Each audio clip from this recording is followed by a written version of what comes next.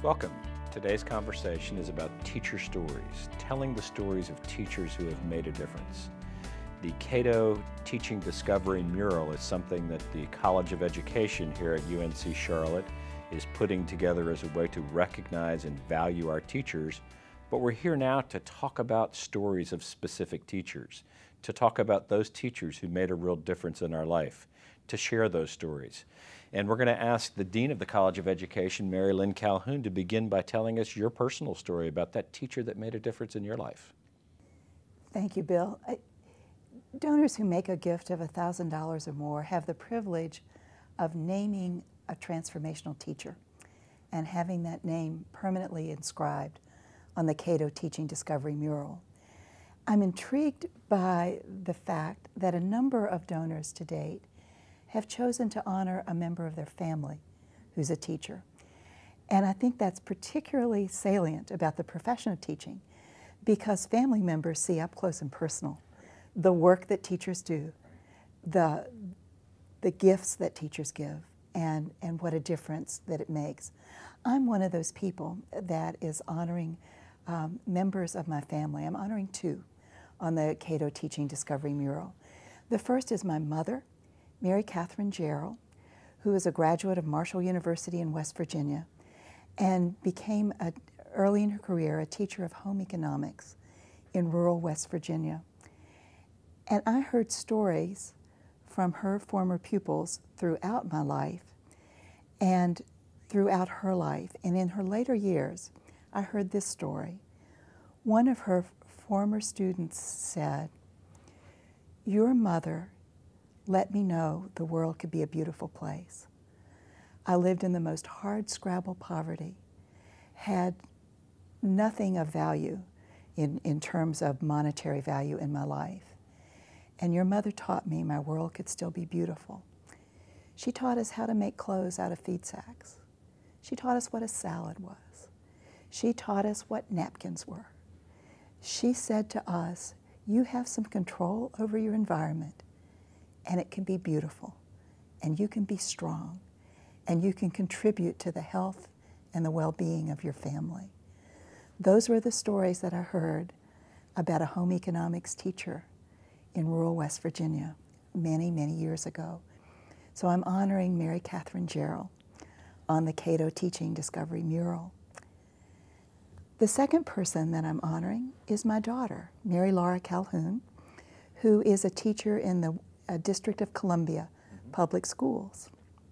Mary Laura is a graduate of Charlotte-Mecklenburg Schools and went to Grinnell College in Iowa to study political science. We were convinced that Mary Laura was going to be some kind of wonderful agitator for human rights or environmental causes. She really saw herself early in her life as a change agent. And we thought she was heading to law school or to work for a non-governmental organization that would make the world a better place. She came home Christmas of her senior year in college and said, "I figured something out, that the way you change the world really is to teach young children." Yes. And she earned a master's degree in early childhood education from George Washington University and teaches children now in her 8th year in DC public schools, an inclusion pre-kindergarten class with children with disabilities and children who are typically developing. And she is a transformational teacher who's found her calling. So I'm so pleased to honor Mary Laura Calhoun on the Cato Teaching Discovery Mural. Those are very powerful stories and very personal stories. And you talk about change agents. Teachers can be the greatest change agents in our society. Emmy Lou, can you tell us your story? You have a story also?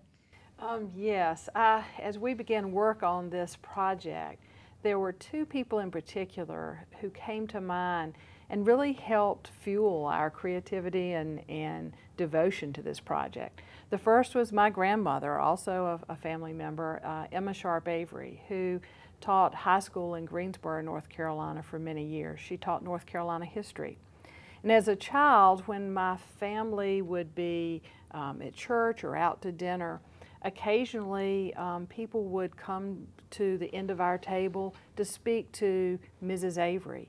and to introduce their family and to tell her what they are doing with their lives and what a big impact she had had on them.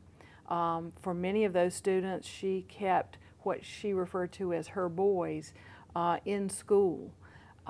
She helped them learn how to study and how to do that with most of them working as well. The second person that I plan to honor is Monty Griffin, who was my first grade teacher in Greensboro, North Carolina. And Monty had 38 students in our first grade class. We had a classroom in the basement without a window, and she made each of us feel like we had been especially chosen to be there. And we all left there not only having learned what we needed to in first grade curriculum, but with a sense of self-esteem and hope for our lives. So both of these women made a tremendous impact on me, and I want to honor them as part of this project. The fact that you remember your first grade teacher in such a positive and emotional way really speaks volumes about what she did for you and your development as a lifelong learner. Jack, can you tell us your story about some teachers that you want to honor, a teacher you want to honor? Yes. I want to honor John Smith.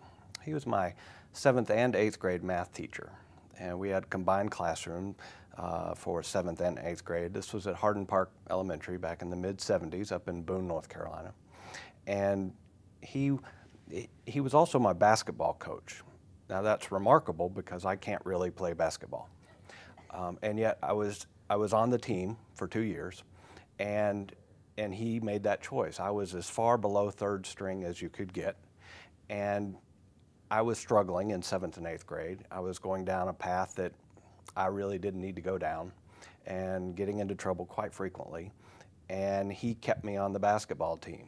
In addition to that, though, he actually, towards the end of my 8th grade year, I was struggling essentially with attention deficit. I struggled with focusing in a self-paced modular classroom environment and staying on task with what I was supposed to be doing in math class.